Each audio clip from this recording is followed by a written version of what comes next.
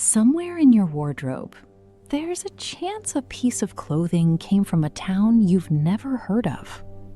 Not Mumbai, not Delhi, a dusty industrial town in southern India.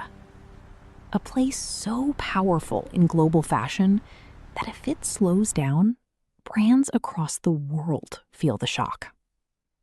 This town produces millions of garments every single day, and yet most people don't even know its name. This is the story of how one small town started dressing the world. At first glance, Tiruppur doesn't look extraordinary. No massive skyline, no luxury shopping districts, no flashy corporate towers, just factories. Endless factories.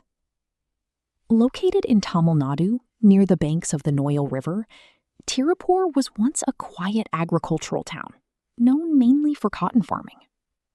Few could have imagined this small place would one day become one of the biggest garment manufacturing hubs in the world.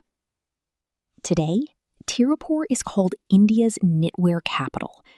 It contributes a major share of India's cotton knitwear exports and supplies garments to countries across Europe, America, and the Middle East.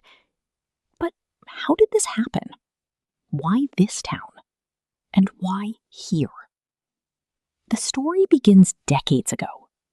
In the early 20th century, Tiruppur was a modest textile town. Small knitting units slowly emerged through the 1940s and 50s. But for decades, growth remained painfully slow. Most production was only for India's domestic market. Then, in 1978, something unexpected happened. An Italian garment importer from Verona visited Tiruppur through Mumbai exporters.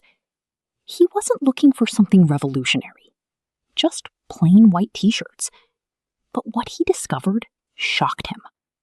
Small workshops, skilled workers, low production costs, and something global companies desperately wanted: flexibility. Tiruppur could produce garments quickly and cheaply.